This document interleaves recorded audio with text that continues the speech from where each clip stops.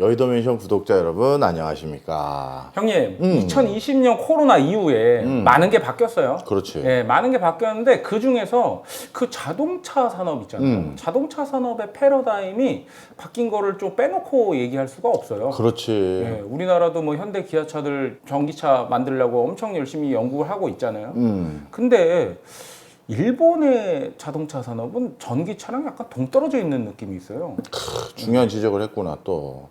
우리가 지금 계속해서 2차 전지 산업의 미래 그것뿐만 아니라 사실 정확히 말하면 2차 전지는 전기 자동차에만 들어가는 게 아니라 태양광 산업이나 다른 데도 다 활용하지만 엄청나게 많이 들어가요. 지금 지금 워낙 2차 전지 이슈가 전기 자동차랑 엮여 있다 보니 우리가 그쪽 방향을 쭉 살펴왔잖아. 근데 네 지적이 요즘 여기저기서 내가 들어. 아니 교수님, 우리나라는 2차 전지 전기 자동차에서 사실 주식시장뿐만 아니라 국가 전반이 한번 난리가 났는데 일본은 생각보다 잠잠한 것 같다. 큰 변화가 없는 것 같고 자동차의 대표적인 종주국 하면 또 일본을 빼놓을 수 없죠. 그런데 그 일본은 왜 이런 거냐. 그리고 일본은 수소자동차 자꾸 한다는 소리가 우리보다 비중이 더 크고 그렇죠. 전 세계에서 수소자동차 하는 얘기하고 다니는 건 사실 일본과 한국 말고는 없다 해도 과언이 아니거든.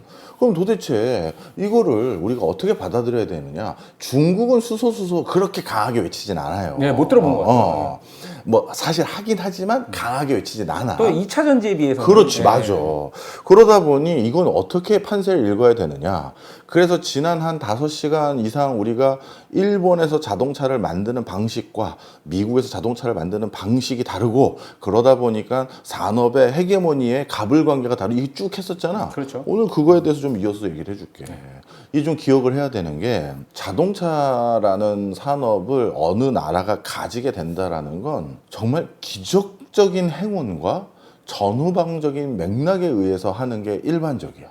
그런데 일본 자동차의 대표적인 회사 하면 너 어디 꼽아? 아, 도요타. 그렇지. 뭐 전 세계 1등 회사냐? 예, 옛날에. 도요타부터 얘기하고 다음 회사들 얘기해야죠. 그럼 맞아. 그러니 우리가 1년 생각하는 게 머릿속으로 도요타도 그리고 그 얘기부터 정리 한번 해줄게요. 도요타랑 도요타가 달라. 아, 달라요. 정확히 말하면 도요타 자동차라고 해야 돼. 아, 도요타인 것 같아요. 이게 그지? 스펠링이. 맞아. 네. 그런데 이 도요타 자동차 회사를 만든 집안 이름이 도요다야. 아, 그래요? 그래. 도요다 사키치라는 사람이 이 도요타 그룹의 어떻게 보면 모태가 됐던 인물이고 도요타 사키치의 아들인 도요타 기이치로라는 사람이 나 자동차 해볼게 아빠 이렇게 해서 한 거거든. 그래서 도요다 집안에서 만든 회사가 도요타야. 내가 이거는 일본 현지에서 물어봤어. 아니 도요다 집안에서 회사를 만들었으면 통상적으로 그냥 도요다 그룹 하면 될 텐데 왜 도요타라고 했느냐? 이유가 두 가지다. 일단 처음부터 해외 진출을 아주 초기부터 생각했던 회사로서 해외 갔었을 때 발음이 쉬워야 된다. 타 발음이 다 D 발음보다 T 발음이 훨씬 사람들에게 입에 각인시키기 좋다라고 생각해서 다를 타로 바꾼 것도 있고 그리고 또 하나는 회사와 개인을 구분하겠다. 이 회사를 우리 집안이 일구 가는 건 맞지만 그리고 우리 집안의 굉장히 중요한 경제적 터전이자 집안의 뿌리가 될 건 맞지만 우리 집안의 전유물이라고 생각하지 않겠다라는 게 그 선대 회장들의 어떻게 보면 창업 정신이었던 거야. 그래서 이거는 깨알 지식으로 알고 계시면 도움이 되실 것 같아서요. 자, 그런데 이 도요타 집안이 만든 도요타 여기는 전범 기업이 아니야. 전쟁이 일으켰다. 이걸 좀 얘기를 하려고 그랬는데 상관이 없구나. 상관이 없어. 정확히 말하면 일본의 전범 기업들이라고 불리우는 미쓰이, 미쯔비시, 스미토모 이런 회사들 있잖아. 이런 회사들과 달리 도요타 집안은 흑수저 오브 흑수저야. 이 집안을 바탕으로 얘기를 해야 일본이 왜 지금 수소를 더 방점을 찍고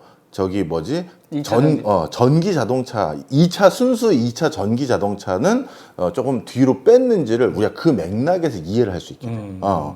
그리고 일본의 그 경제 구조와 자동차 산업의 구조가 왜 그런 꼴을 갖게 됐는지도 자연스럽게 이 집안을 얘기를 해야 그래야 그게 설명이 되고 요즘의 상황을 이해하게 되거든. 일단 이 도요다 집안은 그 도요다 사키치의 아버님은 그냥 목수였어요. 그리고 그냥 목수가 그 당시에는 그냥 농사 짓는 농부를 같이 해야 돼.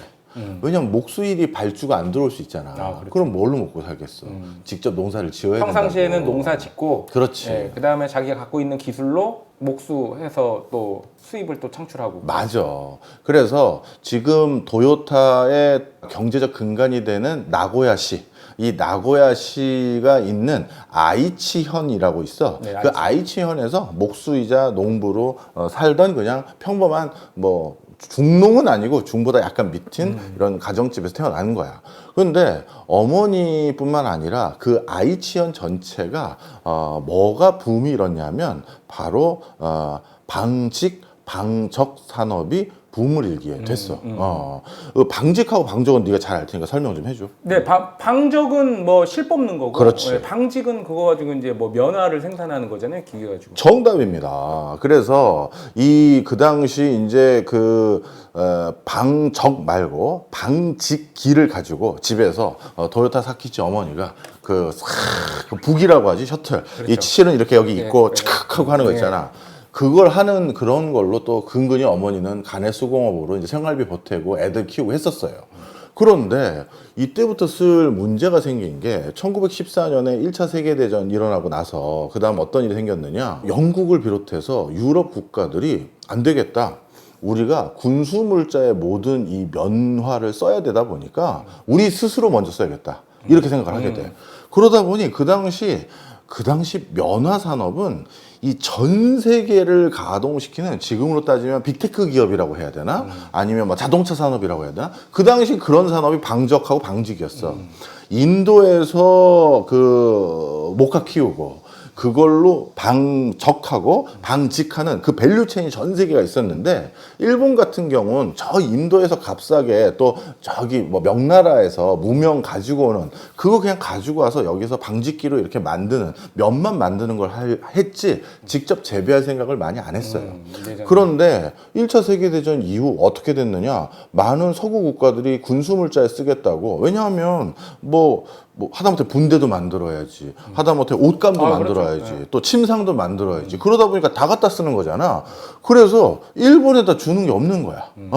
그래서 이거 안 되겠다. 우리가 직접 그러면 면화를 직접 재배해서 방적까지 갈 수 있는 기반이 뭐가 있을까 했다가 계절적으로 이 나고야시가 있는 아이치현이 이 목화를 키우기가 좋은 거야. 그래서 거기서 그걸 많이 키우게 됐고 그러다 보니까 자연스럽게 사키치 도요타의 어머니도 방직을 하는 걸 한 거지. 그런데 이 사키치가 천재였던 거야. 공부를 많이 하진 않았어. 그런데 눈썰미가 워낙 좋은 일본의 사키치 도요타 그러면 도요타 그룹의 창업주 이렇게 생각하기보다는 일본의 대발명가 이렇게들 평가를 해. 이 시실과 날실이 있어. 날실은 이렇게 그 방직기에 이렇게 다 이렇게 서 있고 우리가 날실은 실을 옆으로 이렇게 뺐다가 또 이렇게 뺐다가 이렇게 하잖아. 적자로 겹치는 거잖아요. 맞아. 정확히 아는구나. 그런데 이걸 하려면 예전엔 2명이 필요해. 셔틀 북이라는 걸 이쪽에서 한 명이 보내고 이쪽에서 한 명이 보내고 그리고 시실 날실 하는 사람 뭐 이런 역할들이 있다고. 그런데 사키치 도요타가 어머니가 하는 걸 그걸 가만히 보고 나서 저걸 혼자 하면 노동 생산성이 2배가 되는 건데 어떻게 저걸 혼자 할 수 있을까 고민을 한 거야. 그러다가 그걸 혼자 하는 방법을 터득해냈어. 어떻게? 어머니는 손으로 배틀에서 그 시실 이렇게 딱 당기고 하는 그거 할 때 발을 딱 누르면 이쪽에 실을 일로 뽑았던 이 북이라는 게 있거든. 셔틀이라고 부르기도 하고 이게 일로 갔던 게 자동적으로 이게 탕 치는 걸 발로 하게끔 한 거야. 발로 딱 치면 이게 탕 일로 와서 일로 다시 오고 다시 그럼 발로 또 딱 치면 일로 딱 가고 그래서 한 보조가 필요 없게 만든 거야. 어머니 이거 한번 써보세요. 그럼 앞으로 예를 들어서 큰 삼촌 숙모 안 와도 엄마 혼자 할 수 있어요. 이걸 뭘 들고 와. 그게 뭐냐? 그래서 아빠랑 너 목수일 안 하고 뭐 한 거냐? 그래서 다 나무로 만든 거야. 그래서 딱 해봤더니 엄마 기가 막힌 거지. 발 딱 누르면 여기서 팅 튀어나오고 이 팅 튀어나오고. 그래서 이제 혼자 하시면 되고요. 만약에 숙모님들도 따로 할 거면 제가 하나씩 더 만들어 드릴게요. 그러니까 집안 식구가 몇 명이 된 거야? 2배 된 거지. 예, 생산성이 2배로는 거죠. 그렇지. 그거를 생각해낸 거야. 그래서 사람들이 이제 난리가 났어. 야, 이게 뭐냐? 얘는 뭔데 이런 걸 했니? 근데 이 사람은 그게 끝이 아니야. 떡잎부터 달랐네. 그렇지. 그 다음에 고민을 해봤어. 어머니가 저걸 안 하고 요즘 전 세계가 증기기관을 통해서 뭘 자동으로 한다는데 자동으로 하는 방직기 만들어 볼까? 한 거야. 그걸 또 했어. 만들었어. 근데 방직기를 증기로 만드는 거에서 끝난 게 아니라 그 다음 또 뭘 했느냐? 전기로 해볼까? 그것도 또 했어. 그 다음 또 뭔가 하냐면 이게 실실날실이 이렇게 왔다 갔다 격자로 되면서 면이 하나씩 생기는 게 있잖아. 그걸 얼마나 빨리빨리 왔다 갔다 하느냐가 또 단위 시간당 생산 그 양이 늘어나는 거잖아. 그렇죠. 그거를 10배로 높이는 속도감 있는 기계를 또 만든 거야. 예. 그 다음에 또 한 가지. 너 배틀 봐서 알잖아. 네. 이만큼 내 팔이 닿는 수준으로만 우리가 폭으로 생산할 수 그렇지. 있죠. 예. 그런데 예를 들어서 우리 현수막 같은 거 걸 때 보면 엄청나게 큰 현수막도 있고 그렇잖아. 그렇죠. 그럼 그건 어떻게 했겠어? 뭐 이어 붙였겠죠. 정답이야. 이어 붙였어. 그런데 이 사키치 도요타는 그거 그렇게 큰 형태로 배틀을 할 수는 없을까? 사람들이 그 자기가 작업할 수 있는 양이 제한되다 보니까 못했는데 그래서 배틀을 어떻게 했냐면 라운드를 했어. 원형 배틀.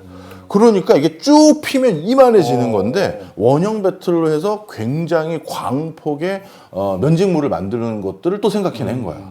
얘가 보통이 아닌 거야. 그러게요. 그 다음에 또 하나 더 하면 이 사람은 그렇게 해서 돈을 이제 떼돈을 벌기 시작했거든. 근데 내가 도요다와 도요타 이름이 다르다 용중아 이렇게 얘기했던 이유가 처음부터 이 사람은 창업가 정신이 진짜 남달랐던 게 자기가 흙수저여서 그런진 모르겠으나 참 다들 너무 힘들게 살고 어렵게 산다. 자기는 운 좋게 머리가 좋았던 건지 밤새 그 기기 만드는 거 고민을 해서 그런 건지 내가 그 사람 IQ 검사 그 능력까지 모르니까 하여튼 자기는 여기까지 왔는데 다른 사람은 빈곤의 굴레를 벗어나지 못한 게 좀 마음에 좀 그랬나 봐. 근데 특히 방직 회사에선 빈곤의 굴레가 하나 더 있어. 한 명이 결핵에 걸리면 전부 결핵 걸려. 왜 그런지 알아? 작업 환경? 작업 환경이야. 그런데 정확히 말하면 작업 환경 중에 뭐냐면 이 방직기의 이 북 셔틀이라 부른 거 있지. 거기 이게 실이 이제 왔다 갔다 하면서 끼일 거 아니니. 근데 그 실이 떨어졌어. 그럼 그 실을 다시 갈아 낄 때 그렇지. 이 위에 물러가지고 그걸 그 북 셔틀 구멍에다 꽂아야 돼. 이걸 휙 해가지고. 근데 그걸 그러면 어떻게 해야 돼? 입에 대고 그렇죠. 자꾸 불어가지고 이걸 휙 바깥으로 빼서 그렇게 빼야 되거든.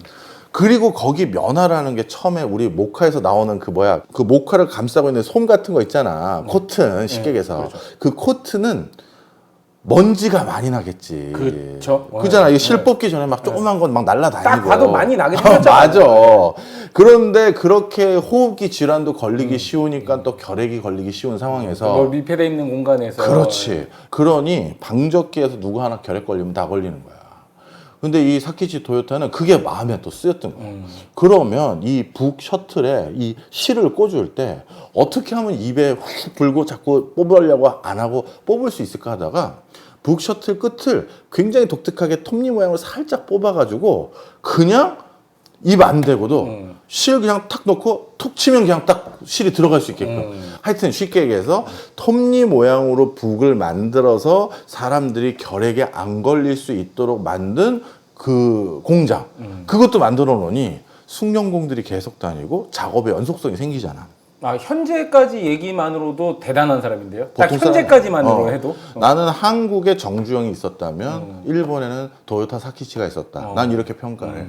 그래서 뭐 물론 또 전범 기업의 노릇을 일부 나중에 한 건 있지만 초창기 아까 말한 스미토모, 미쓰이, 미쯔비시처럼 전통적인 군벌들과 엮여서 대재벌로 성장했던 그런 곳이 아니기 때문에 난 그런 거에 대해서 이제 뭐 후하게 평가를 또 하는 부분도 있고 하여튼 자 그런데 이러다가 얘네들이 이제 어떻게 됐냐면 떼돈을 번 기회가 생겨. 떼돈이 진짜 떼돈이야. 뭐냐면 아까 이 북 셔틀 이게 문제야. 이게 킁킁 자동적으로 가는 걸 이제 만들었다고 했잖아. 그런데 이 사이에 그 실이 떨어졌네. 그러면 여공 혼자서 수많은 기기를 이제 다 돌릴 수 있는 생산성까지 올라갔잖아. 그렇죠. 이제는 사람도 필요 없고 기계 도로다가 기계가 어디 섰어. 그럼 저기 가서 이제 실 가다 끼면 되겠구나 했는데 그 사이 중간에 그 북에 있던 실이 다 떨어진 거야. 그러면 한 올이 빠지잖아. 그렇죠. 이빨 빠진 천이 되잖아. 그러면 이건 버려야 되나? 이건 불량인가 빼야 되나? 애매하다고. 그래서 그거를 또 전 세계에서 제일 먼저 해결한 게 도요타 사키치야. 실이 떨어지면 자동적으로 그걸 알려주는 기계 장치를 만들어. 계속 진화하네요. 그것도 내가 도요타 현장 박물관 가서 보고 진짜 닭살이 돌았어. 이 생각을 어떻게 해내? 어떤 원리예요, 그게? 간단히 말하면 볼펜에 실이 감겨 있을 거 아니야. 이 감긴 걸 이 북 안에 집어넣었을 거 아니니. 그럼 이 감긴 게 있는데 실이 하나씩 풀리면 이 두께가 어떻게 되겠어? 얇아지죠. 얇아지지. 그래서 이 그 이상한 바늘핀이 이걸 한 번씩 건드려 봐. 그 그러다가 안 건드려지면은 너무 깊이 들어갈 거 아니야. 네. 실이 일정 수준 네. 이상 너무 다 풀렸으면 네, 그렇죠. 너무 깊이 들어가는 순간 기계가 서. 이해했지? 사실 생각해보면 별거 아니지만 그렇죠. 그걸 생각해냈다라는 건 그리고 그걸 기기화했다는 건 적용을 했다는 게 그렇지. 그래서 실이 일정 이상 풀려가지고 이 실더미가 좁아지면 이 침이 더 깊이 들어가서 기계가 자동적으로 서서 저기 실 떨어져 가네? 그럼 섰으니까 가서 실 이어준 다음에 다시 스타트 버튼 누르면 이어지는 그걸 또 생각해낸 거야. 대단하네요. 그런데 이게 웃겨. 그 사키치 도요다가 아들인 기아치로 도요타에게 너 아버지가 이 자동 방직기 만들어서 일본에서 이제 내놓으라는 방직 회사에 거부가 됐다. 거부가 됐어. 그런데 너도 우리 가업을 이어야겠지 않니? 이제부터 자동차가 나오네. 그래서 이 가업을 잇기 위해서 미국에 가서 더 큰 방직 회사들의 노하우와 인프라와 이걸 배워와라.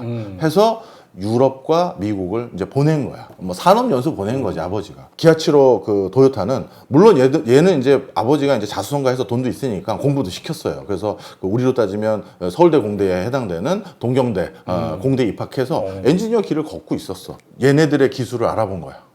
이 자동으로 셔틀에서 실이 딱 떨어질 때는 알려주는 그 기기를 만들었다. 그래서 얘네가 원래 노하우를 배우러 갔다가 야, 니네가 만든 그 자동으로 북에 실 떨어진 거 알아내는 그 방직기 그거 우리한테 특허 팔어. 그 노하우 우리한테 팔어. 어마어마한 돈인 거야. 그러니까 그 얘기 무슨 얘기냐면 그만큼 그 시대의 방직업이라는 건 지금으로 따지면 지금 빅테크 산업이야. 그런데 그걸 가장 큰 결정적인 문제인 이빨 빠진 그 면화를 바로 사전에 진단해주는 그걸 알려준 거니까 이건 정말 대단한 거거든. G형 방직기라고 불러. 네, 전 세계에서 그냥 아주 유명한 거야. 기아치로는 아버지 저희요 이제 더 큰 거 해보시죠.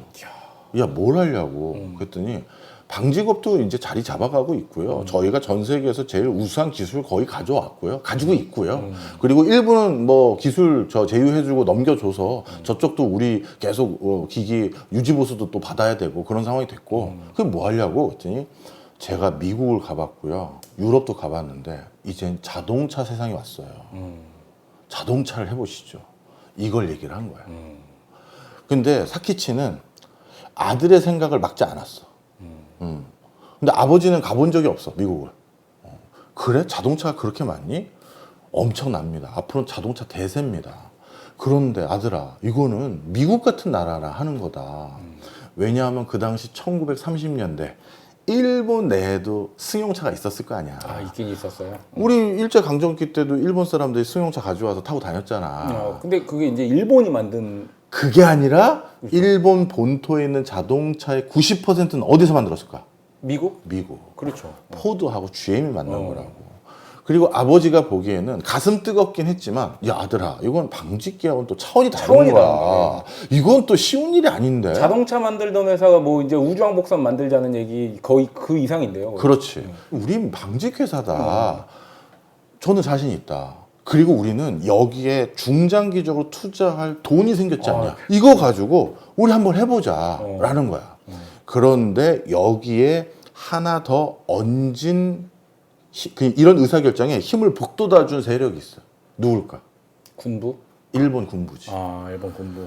이제 설명을 좀 해볼게. 이게 자동차가 국가랑 또 어떤 관계가 있는지 이렇게 보면 되는데 1차 세계대전 끝나고 자국들이 다 자국 면화 산업을 중심으로 육성하거나 물자 조달받자 해서 그 특수로 또 도요타 방직업이 붐을 이룬 게 있을 거 아니야. 지금 방직기 더 만들고 시설 투자만 더해서 생산성만 개선하면 대거 우리가 떼돈 버는 상황이 된다고. 그렇죠. 그러다가 그 뒷짐지고 있었던 일본마저 어떻게 했어? 전쟁이 뛰어들었잖아. 그렇죠. 청일 전쟁, 그리고 만주 사변. 그럼 제일 먼저 필요한 게 뭐냐면 무명 수요야. 왜? 아니 군수물자 다 갖다 써야 되거든. 그렇죠. 그러다 보니까 이 전쟁 특수로 방직업이 더 돈을 벌었어. 근데 그 사실을 누구보다 잘 알고 있는 게 일본 군벌이야. 얘네들 전쟁에서 피땀 흘리고 뭐 목숨 잃고 본인들 딴에는 본인들의 국가를 위해서 했겠지. 우리한테는 침략군이지만. 그렇죠. 그래서 본인들은 목숨 걸고 했는데 뒤에서 떼돈 번 사람이 생긴 거야. 그래서 얘네들은 딱 보면 좋은 양복 입고 좋은 거 먹고 뭐 일본 뭐 유럽 저기 미국 뭐 연수도 갔다 오고 딱 봤더니 때깔이 나는 전쟁에서 여기 뭐 큰 상처 있고 여기 큰 상처 있고 뭐 이쪽 귀 한쪽 날라가고 뭐 그러고 돌아왔는데 귀만 날라가면 다행이죠. 그렇지. 예. 근데 얘네는 때깔 좋게 말이지 딱 있는 거야. 그럼 당연히 그 뒤에 뭘 요구하겠어? 새로운 숙제를 줘야지. 니네 조국 근대화에 기여 안 해? 이거야. 근데 그 당시 조국 근대화에 기여해야 될 게 가장 큰 게 뭐다? 바로 자동차를 자체 생산해야 되는 일이 생긴 거야. 이제 태평양 전쟁이 곧 시작되기 직전이라는 그렇죠. 걸 군벌은 스스로 알지. 우리는 안 되겠다. 미국하고 이제 결판을 낼 때가 결판을 낼 때가 됐다. 진주만 습격하기 전에 얼마 전부터 준비했겠어. 네, 그잖아. 네. 그러니 눈에 가십거리가 뭐냐? 왜 일본 본토에 돌아다니는 자동차의 90%가 미국산이지? 자체적으로 자동차를 만들 수 있는 역량을 키워야 된다. 이걸 한 거야. 그런데 미쯔비시 같은 회사들, 닛산 같은 회사들은 완전히 도요타 집안처럼 무에서 자동차를 자체적으로 우리가 만들어보자 생각을 안 했어. 그래서 각각의 회사들은 포드, GM하고 기술 제휴를 한 거야. 그러니까 나름대로 여기서는 후가공하는 이런 것만 하고 아주 결정적인 엔진이라든가 이런 거는 받아온 거야. 그렇게 해서 표면상으로는 우리가 일본 자동차를 만들어 보겠습니다. 한 거지. 예전에 어르신들은 일본의 자동차 회사 하면 닛산을 꼽아. 닛산이다. 그리고 도쿄를 중심으로 한 대도시에서 먼저 팔기 시작하다 보니까 자동차는 닛산이지 이 인식이 있어. 근데 도요타는 나고야시도 아니라 고로모정이라고 나고야시에서 한 40분 떨어진 곳이야. 시골로 간 거야. 엔지니어니까 한 땀 한 땀 내가 생각하려면 번잡한 이런 데 있는 게 아니라 조용한 또 시골에 가서 짱 박혀서 거기서 이 가공하고 뭐 하고 그것도 있고 또 하나는 무슨 돈으로 이 시내에 그 큰 땅을 사냐. 그렇죠. 그러니까 떨어져서 좀 조용한 데 가서 큰 부지 사고 그리고 자동차는 나 혼자 하는 게 아니라 고무 뭐 협력회사도 많이 있어야 되잖아. 그렇죠. 그래서 그 고로모 정으로 간 거야. 그 정이 지금 발달돼서 뭐가 됐다? 도요타 시가 됐지. 도요타 시. 시가 돼버렸어. 근데 글로 가서 만드니까 도요타 자동차는 시골에서 만드는 이상한 거예요. 시골 애들이 타는 자동차. 닛산이 이제 제대로 된 자동차. 이런 저 약간의 선입견이 있었는데 그런데 결국 최후에 웃는 사람은 누가 됐다? 도요타가 됐지. 기아치로 도요타를 비롯해서 자동차 산업을 시작한 뒤에 이렇게 계속 군부에서도 뒤로 밀어주고 본인들도 계속 투자할 자금도 있고 그런데 큰 난관에 봉착하거든. 어떤 난관에 봉착하죠? 그게 미국 때문인데 왜냐하면 다음 시간에